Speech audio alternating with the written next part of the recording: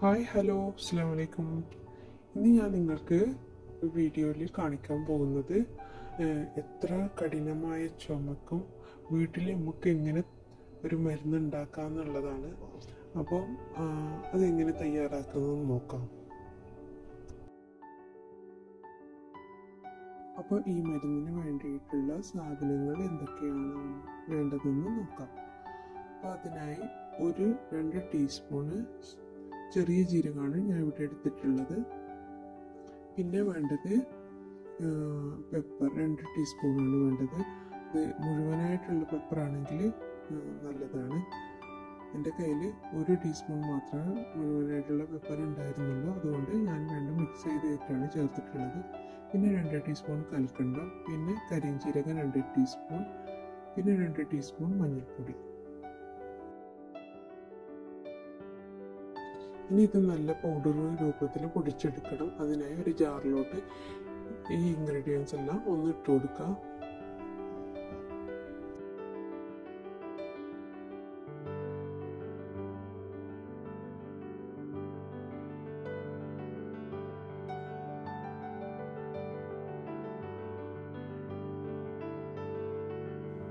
അപ്പോൾ ഇത് നന്നായി പൊടിച്ചെടുക്കാം. ഇതുപോലെ നന്നായി പൊടിച്ചെടുക്കാം.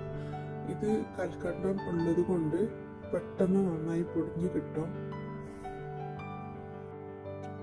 ഇത് നല്ലൊരു കണ്ടെയ്നറിലോട്ട് മാറ്റാം.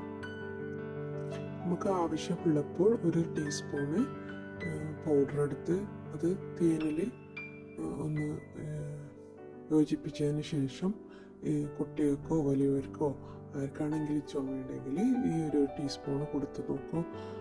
1 പ്രാവശ്യം കൊടുത്താൽ തന്നെ നമുക്ക് ഈ മരുന്നിൻ്റെ ഗുണം മനസ്സിലാക്കാൻ പറ്റും.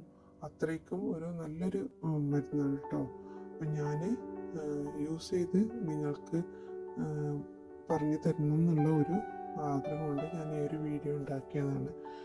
അപ്പോൾ ഈ വീഡിയോ ഇഷ്ടപ്പെട്ടാൽ ലൈക്ക്, കമൻറ്റ്, ഷെയർ ചെയ്യാൻ മറക്കരുത്. സബ്സ്ക്രൈബ് ചെയ്യാതെ നിങ്ങൾ കാണുന്നതാണെങ്കിൽ പ്ലീസ് സബ്സ്ക്രൈബ് ചെയ്യുക. അടുത്തുള്ള ബെല്ലൈക്കൺ കൂടി എനേബിൾ ചെയ്യാൻ മറക്കരുത്. ഇൻഷാ അല്ലാഹ് അടുത്ത വീഡിയോയുമായി വരുന്നത് വരേക്കും ബൈ.